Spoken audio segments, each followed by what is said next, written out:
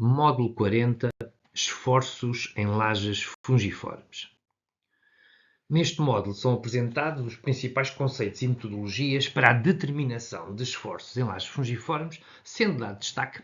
a um método simplificado de cálculo neste tipo de estruturas, que é o método dos pórticos equivalentes.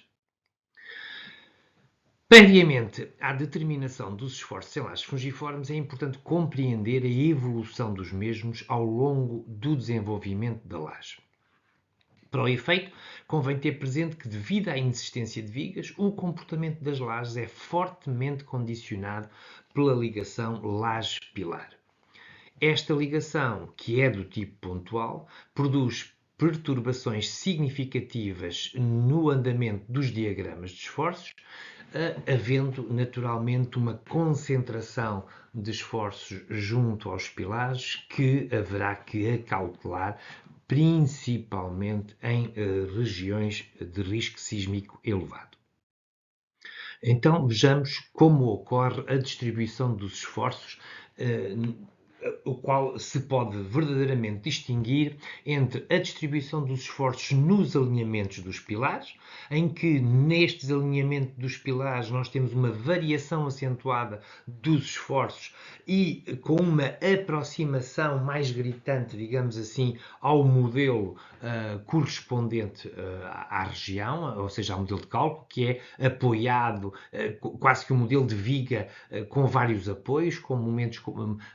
acentuados nos apoios centrais ou de continuidade e momentos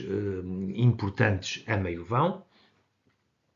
E isto vai se repetir em todos os pórticos, podendo ou não haver, naturalmente, transmissão de momentos para os pilares. E depois temos momentos muito mais suaves, com uma variação muito mais smooth nas regiões centrais e afastadas dos pilares, aonde naturalmente o efeito do pilar se faz sentir menos. E isto é válido, obviamente, segundo uma direção, mas também na direção perpendicular, ou seja, também nos alinhamentos dos pilares da direção perpendicular nós temos um acentuado agravamento dos esforços e um andamento muito mais suave nas regiões centrais. Fazendo uma análise mais fina do que acontece ao diagrama de momentos, vejamos, por um lado, como é que é o andamento do diagrama de momentos, mesmo no alinhamento entre pilares. Portanto, no alinhamento entre pilares, e estou aqui a pressupor que é um pilar interior, ou seja, temos uma concentração de momento negativo sobre o pilar e depois esse momento decresce rapidamente para o vão, atingido momentos positivos máximos na região do vão, portanto, repito, no alinhamento entre pilares, fazendo agora a análise da zona a meio vão entre os alinhamentos de pilares. Os diagramas de momento tipo nesta região, será necessariamente apresentarão um momento muito mais suave, com uma maior valor junto ao vão e momentos mais baixos, até podendo até ser negativos, na região dos pilares. Outro dos esforços possíveis, naturalmente, é a existência de momentos torçores, que nas lajes e nos alinhamentos entre pilares são máximos perto dos pilares, anulando-se no pilar, porque sendo uma região onde vão aparecer momentos principais negativos, segundo x e segundo y, a torção será nula. No entanto, a torção relativamente perto do pilar apresentará valores significativos que terão que ser atendidos. Outro aspecto que também permite compreender melhor o comportamento da laje fungiforme é a análise da fendilhação. Apresento aqui nesta imagem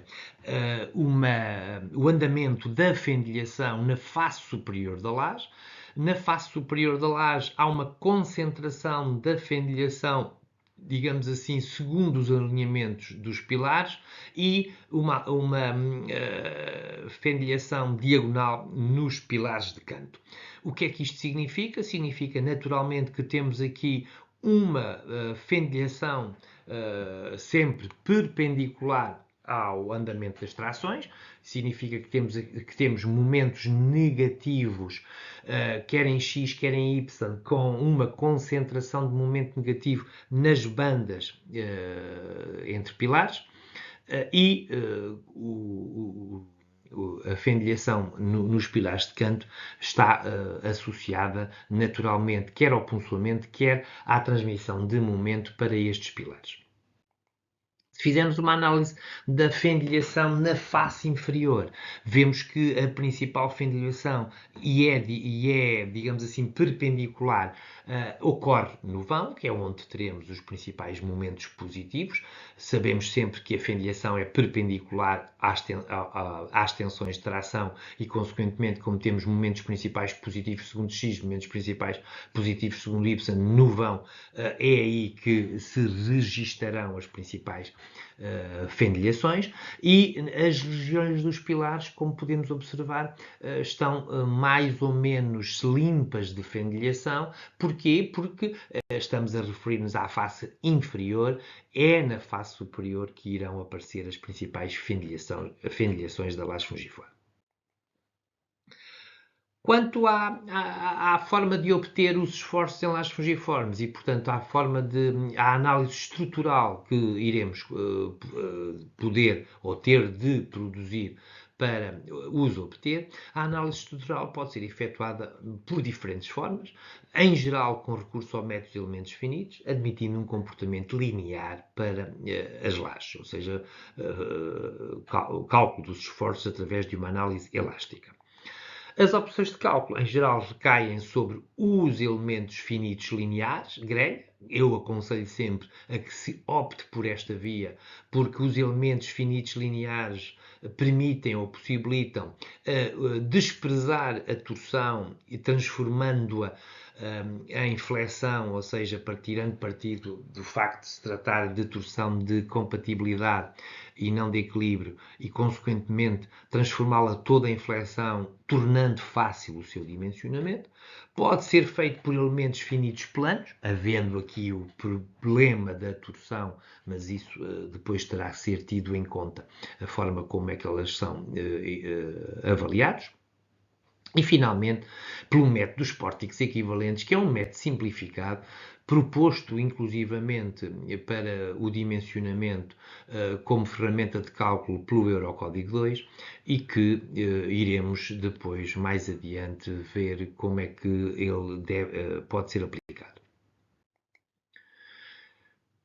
Quanto ao dimensionamento por grelhas, a opção pelo recurso a este tipo de elementos finitos lineares é muito adotada, já que se trata de uma solução que se adapta bem aos mecanismos de projeto e de dimensionamento. Dela, como eu já referi, resultam esforços nas barras que são facilmente transformadas em esforços de laje, dividindo-os pela largura das barras. E, portanto,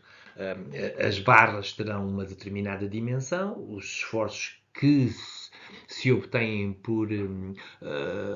pelo programa de cálculo automático serão esforços totais de barra, mas as barras têm uma largura, e se dividirmos esses esforços totais pela largura da barra, obteremos esforços por metro bem adaptados ao dimensionamento do elemento estrutural. Portanto, ainda relativa às grelhas, portanto, a laje é modelada com elementos lineares através de uma malha de vigas ortogonais que simulam o comportamento de uma largura equivalente da laje. Chamo a atenção que importa estar sempre muito atento ao uso da opção de inclusão do peso próprio de forma automática permitida por muitos softwares, já que a mesma pode conduzir à duplicação de carga. Este é um erro frequente a quem se inicia na utilização deste tipo de softwares, que eu desde já deixo aqui o alerta. A discretização passa sempre pela adoção de um reticulado de barras, preferencialmente ortogonal, cujo espaçamento deve ser mais apertado junto às singularidades, de forma a melhor se aproximar a resposta da estrutura. O problema da ocorrência de esforços de torção, por ser uma torção de compatibilidade, pode ficar resolvido de forma automática se admitirmos rigidez nula para os elementos da grelha.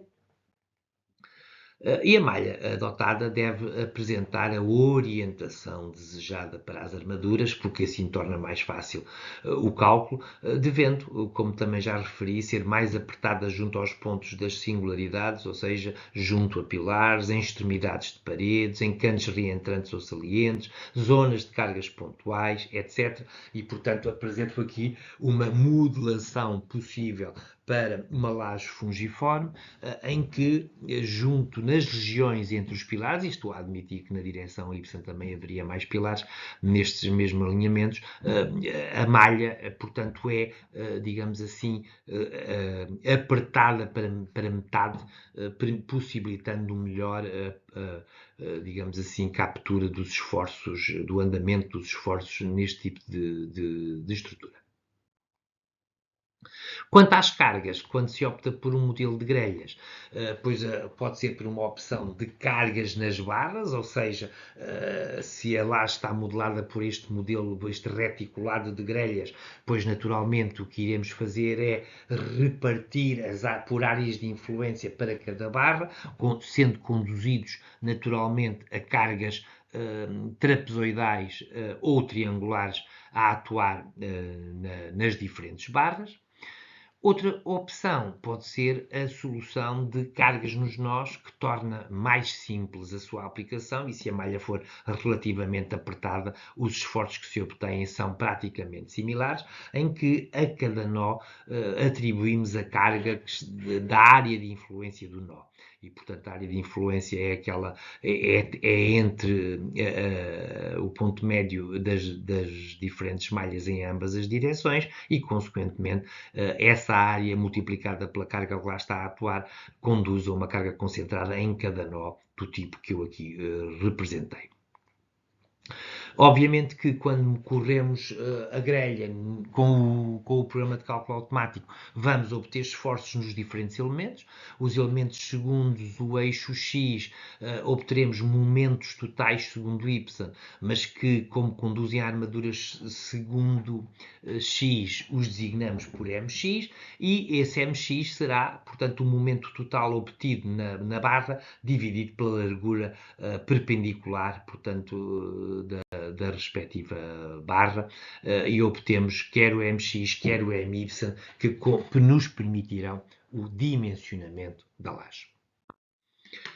Uma outra forma de calcular os esforços é, como eu já referi, o recurso a programas de cálculo automático com elementos planos. A adoção de elementos planos, apesar de à primeira vista parecer a opção que melhor se adapta ao dimensionamento,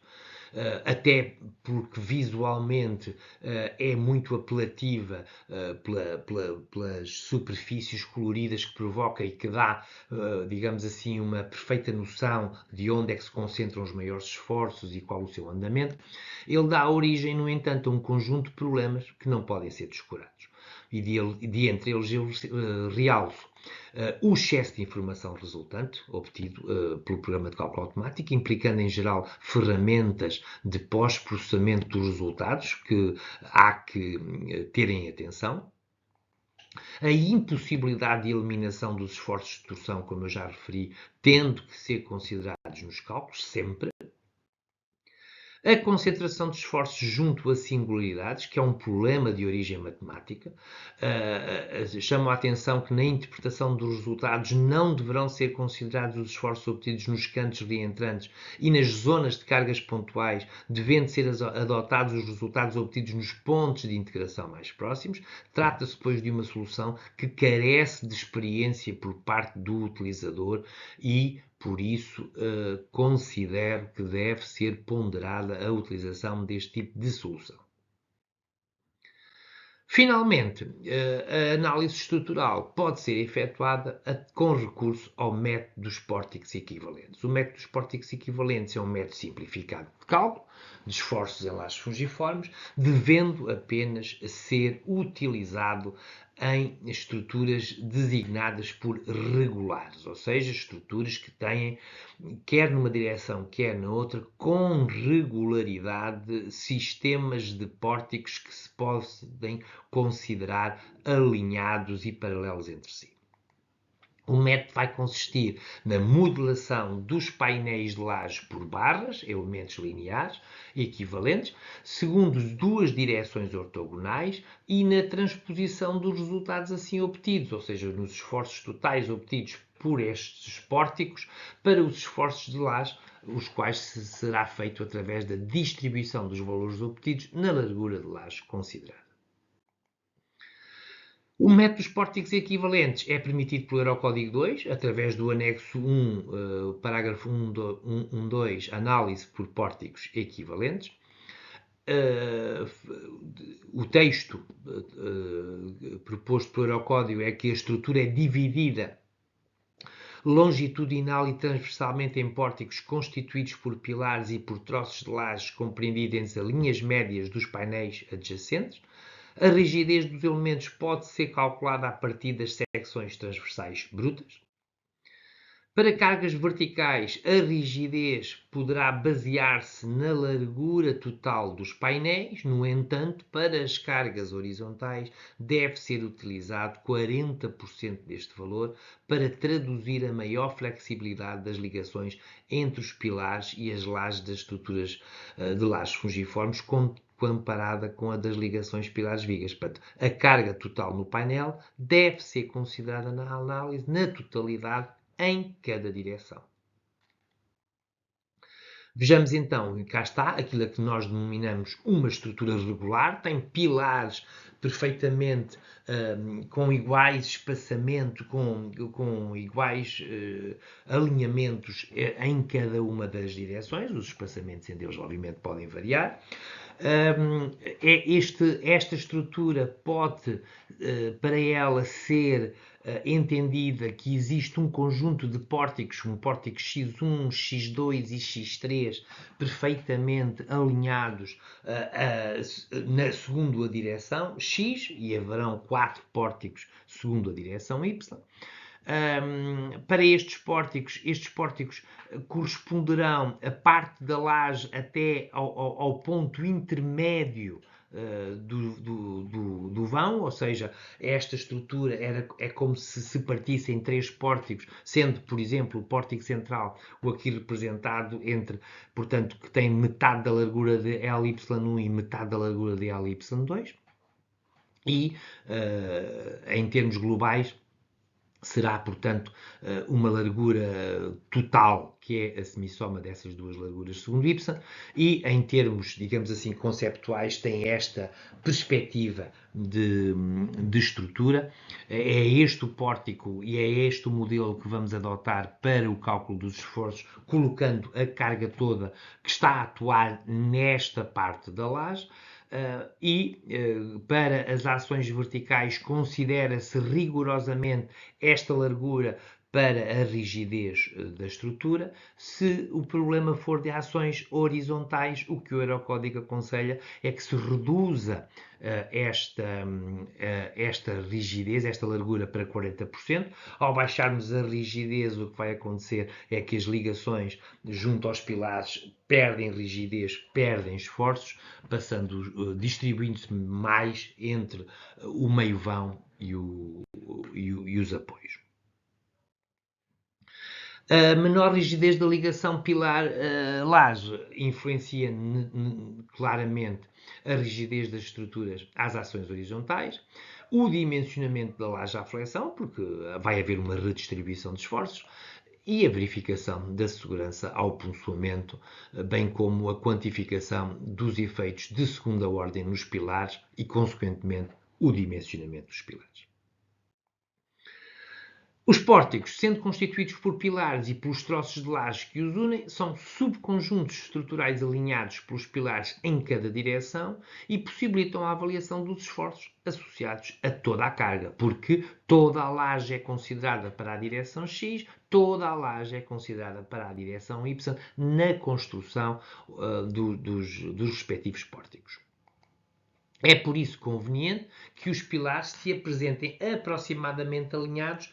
Caso tal não se verifique, o método não deverá ser aplicado. Então, vamos pegar num exemplo de uma estrutura fungiforme, uma laje com, digamos assim, 3 alinhamentos de pilares segundo X e com 4 alinhamentos de pilares segundo Y. E a questão que se coloca é, para esta laje, quantos pórticos são necessários para o cálculo dos esforços?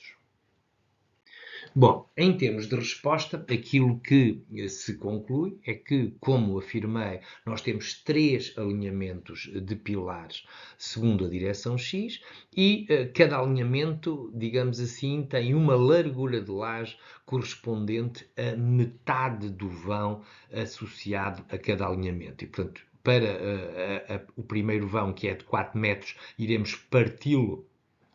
a meio e, portanto, temos um pórtico X1 em que vai englobar uma parcela de laje com 2 metros de largura. O pórtico seguinte terá os restantes 2 metros deste vão, mais metade do vão seguinte, que sendo 6 metros, serão 3 metros a crescer. Portanto, ao total, o pórtico X2 terá uma largura global de laje de 5 metros, existindo um último pórtico, PX3, com apenas 3 metros de largura. E, portanto, estes serão os pórticos requeridos para a análise da estrutura segundo a direção X. Segundo a direção Y, e atendendo a que os vãos são de 5 metros, teremos um pórtico PY1 com 2,5 metros de largura, depois um outro pórtico PY2 com 5 metros de largura e, obviamente, os restantes pórticos serão iguais, o terceiro ao segundo e o quarto ao primeiro, e, portanto, um novo pórtico PY2 e um novo pórtico PY1. Portanto, esta laje tem, na verdade, 7 pórticos. Em termos do cálculo dos esforços de cada pórtico, isoladamente, concluímos que temos 3 pórticos distintos com diferentes esforços segundo a direção X e dos 4 pórticos segundo a direção Y são iguais 2 a 2, de modo que só seriam necessários calcular 2 pórticos. Portanto, segundo Y só temos 2 pórticos, segundo X temos 3. E, portanto, esta seria a resposta correta, embora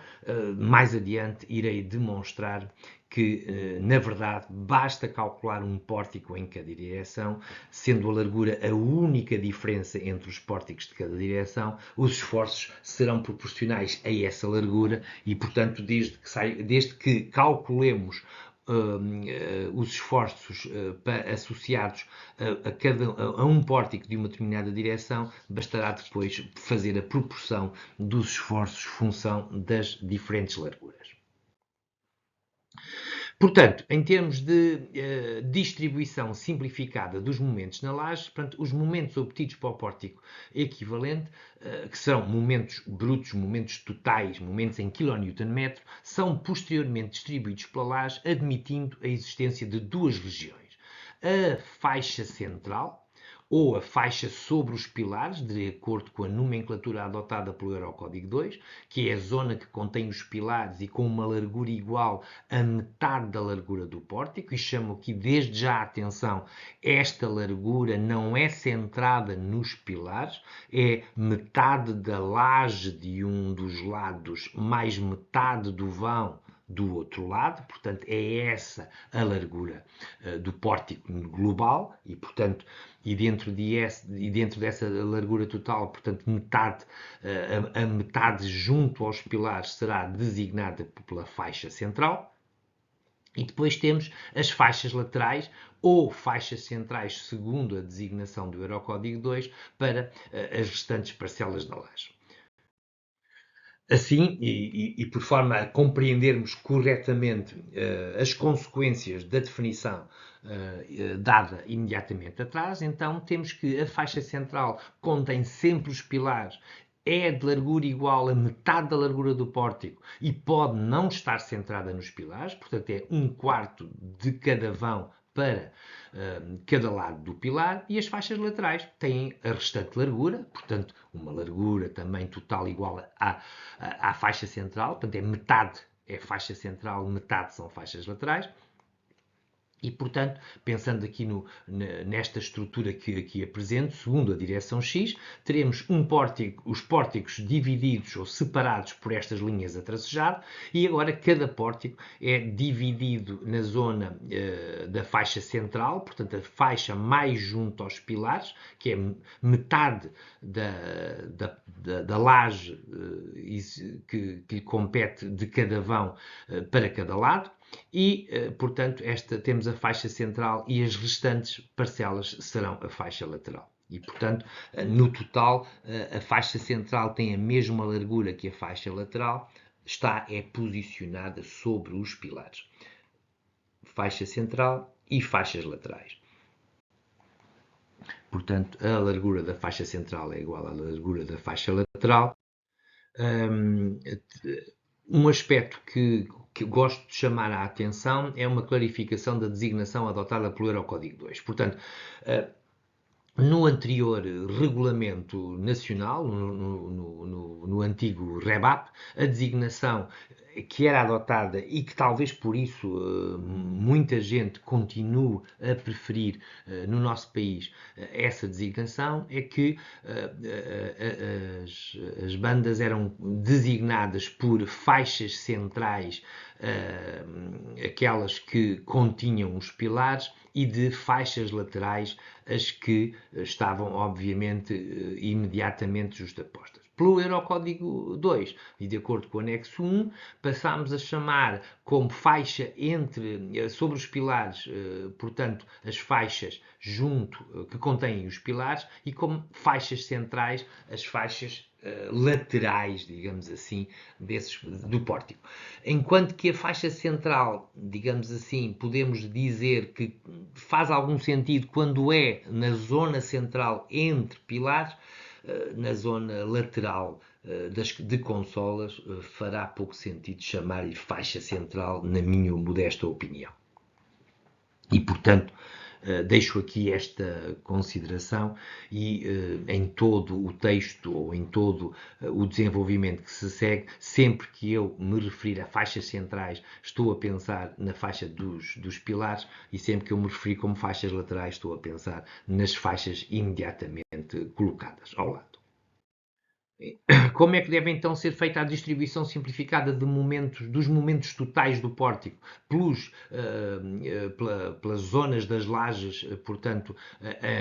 para transformar os momentos brutos em kN/m para momentos em kN/m por metro? Pois bem,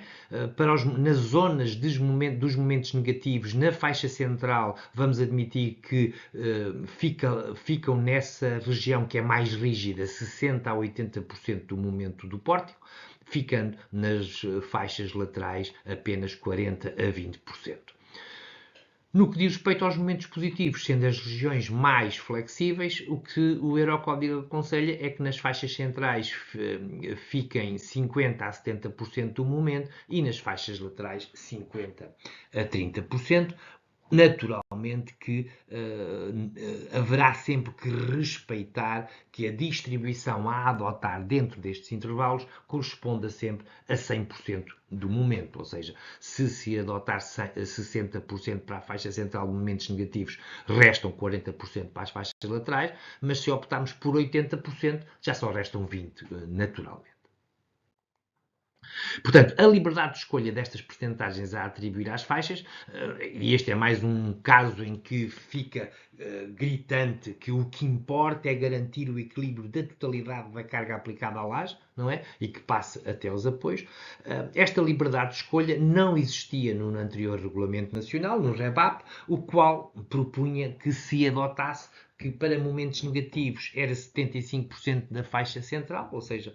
um valor intermédio dentro dos propostos pelo Eurocódigo, e 25% para as faixas laterais. Para os momentos positivos era 55% para a faixa central e 45% para as faixas laterais. Chamo a atenção que esta partição de momentos entre faixas centrais e faixas laterais tem por pressuposto que a distribuição de momentos, obviamente, é uma distribuição contínua e de alguma maneira mais suave, não é abrupta como estamos a adotar para o dimensionamento, mas basicamente o que se está a fazer é, dentro de uma distribuição que é aquela que eu apresento aqui na figura, mais ou menos a curva que eu apresento aqui na figura, e que pretende simular ou mostrar como é que é a distribuição real de momentos, o que nós fazemos é, em termos de simplificação de projeto, adotar como momentos contínuos na faixa central e na faixa lateral, a diferentes patamares, e, consequentemente, o grande objetivo é que a área de momento coberta seja, obviamente, similar à área coberta pelo diagrama real de momentos. E, portanto, a distribuição de momentos negativos que apresentei pela regra dos 75-25 do REBAP pretendia, portanto, cobrir desta maneira, sabendo nós que a distribuição de momentos na faixa central é naturalmente, no alinhamento entre pilares, é muito mais rígida e logo tem uma concentração maior de momentos nesta região. Portanto, admissão de uma distribuição uniforme de momentos em contrapartida face à distribuição real. Na questão dos momentos positivos, sendo uma distribuição muito mais suave, o que o Eurocódigo propõe é basicamente haver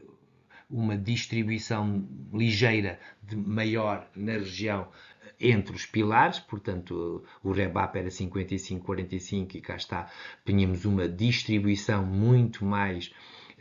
suave do que na região entre pilares, mas da mesma forma o que se pretendia era que assegurar que a área coberta por esta distribuição de momentos, sendo 100%, portanto tem uma resistência global igual à resistência real. Calculados os esforços de dimensionamento, estamos naturalmente em condições para passar ao dimensionamento das armaduras. E eu vou-me agora concentrar na questão das lajes maciças. Portanto, nas lajes maciças ou nas regiões amaciçadas das lajes aligeradas, o dimensionamento das armaduras deve ser efetuado tendo por base uma banda unitária da laje com uma secção retangular. Portanto, a laje tem uma secção retangular, a armadura naturalmente será determinada tendo por base uma secção como se fosse uma viga com 1 metro de largura e, portanto, bastará calcular, conhecido o momento, calcular o μ dividido por d quadrado FCD, recorrer a uma tabela, calcular o ômega e, consequentemente, obter a quantidade de armadura por metro a colocar na laje. Quanto ao dimensionamento das armaduras em lajes aligeradas, o dimensionamento deve ter em conta a forma da secção, devendo os esforços a considerar ser obtidos para todas as zonas em que há a transição de secção e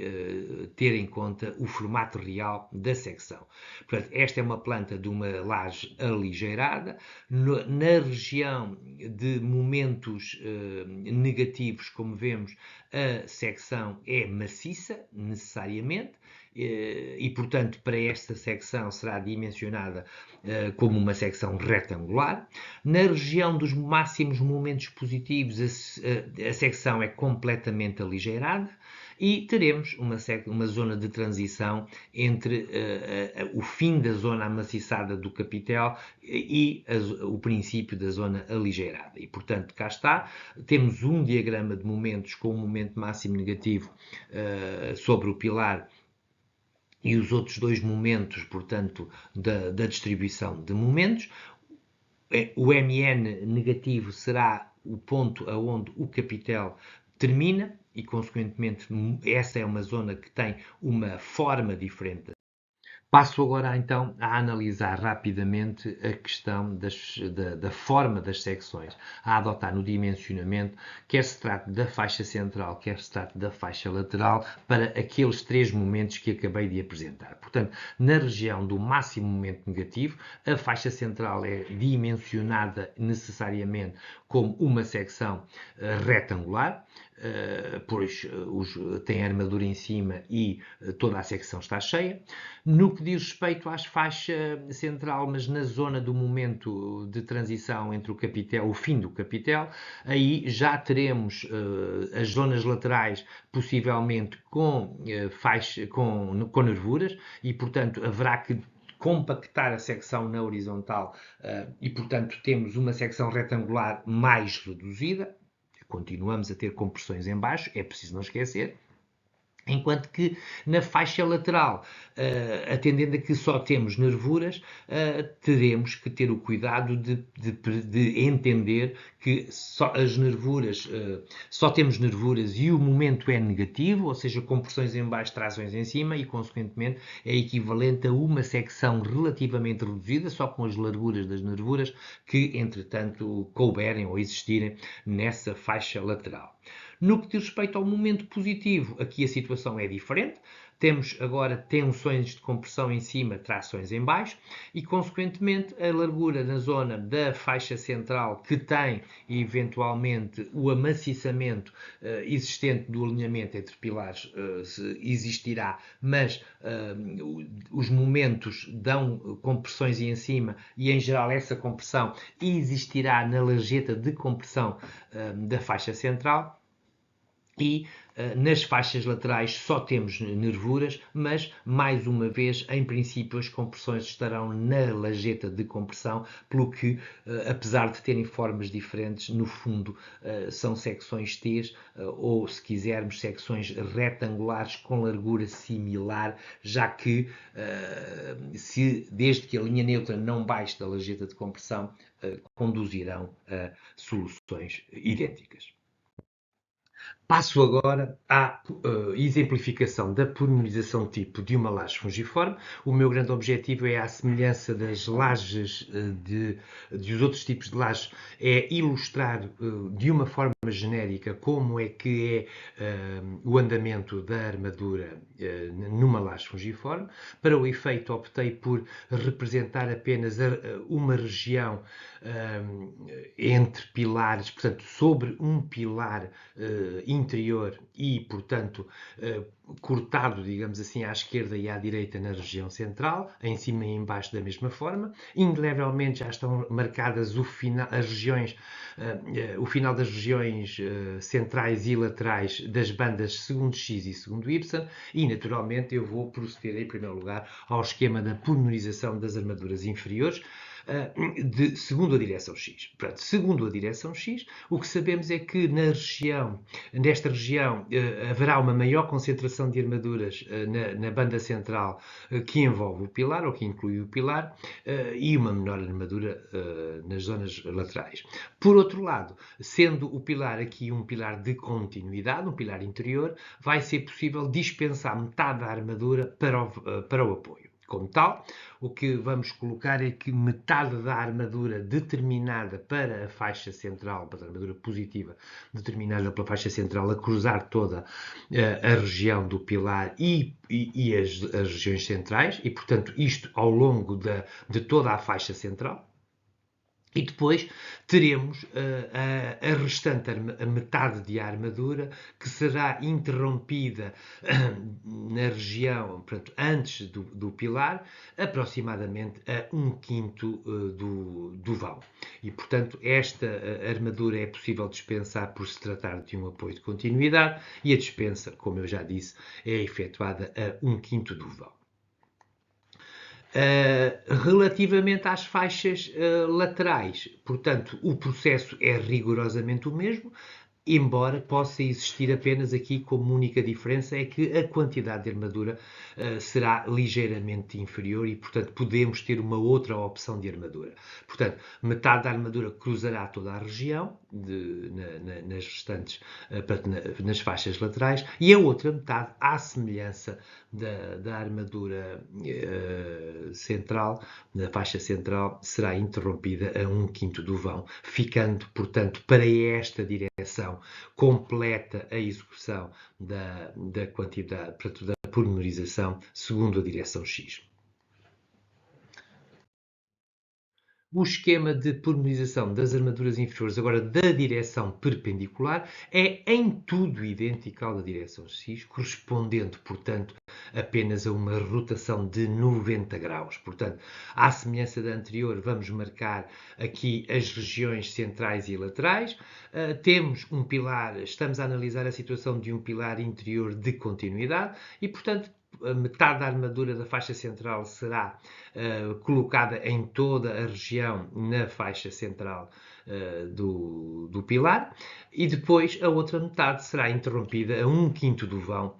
à semelhança do que fizemos na direção X, e isto, obviamente, na faixa central. Nas faixas laterais, o esquema é rigorosamente o mesmo, metade da armadura prolongada em toda a faixa e a outra metade a ser interrompida a 1/5 do vão.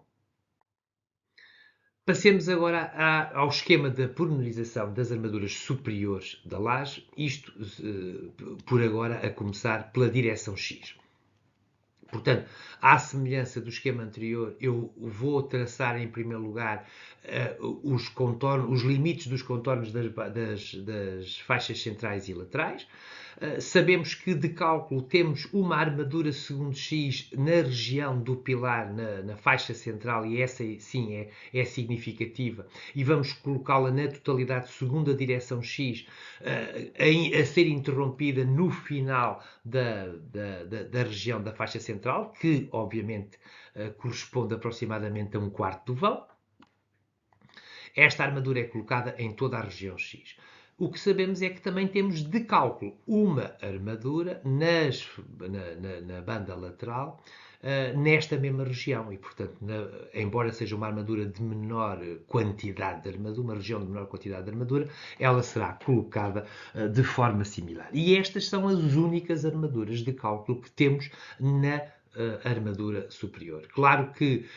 sabemos que vamos ter uma armadura similar rodada de 90 graus nas direções Y, razão pela qual vão ficar a faltar armaduras de distribuição nas faixas laterais, já que na faixa central, quer a direção X, quer a direção Y irão ter armaduras principais e, portanto, nas faixas laterais irá aparecer 20% da armadura negativa da faixa lateral, segundo a direção Y, e esta armadura deve ser amarrada dentro da região central. Portanto, ocupando toda a faixa central da região e, portanto, como eu aqui reforço, esta armadura tem de ser prolongada pelo menos LBD para dentro da faixa central. E, portanto, chamo também a atenção que as regiões centrais, com uma largura aproximadamente igual a metade da largura da laje, são zonas onde não há qualquer quantidade de armadura em ambas as direções. Portanto, para a direção Y, o esquema vai repetir-se na íntegra. Na região central temos a armadura principal negativa da direção Y e nas faixas laterais temos também a armadura de cálculo em toda a região central e depois teremos que colocar uma armadura de distribuição da armadura X que será prolongada à semelhança da armadura segundo X para dentro da faixa central, reforçando que existem estas regiões aqui colocadas a azulado como sendo regiões sem qualquer armadura na camada superior. Neste módulo foram apresentados os principais conceitos e metodologias para a determinação de esforços em lajes fungiformes, tendo sido dado destaque ao método dos pórticos equivalentes. E este módulo terminou, como vimos, procedendo à apresentação de um esquema simplificado de pormenorização deste tipo de laje.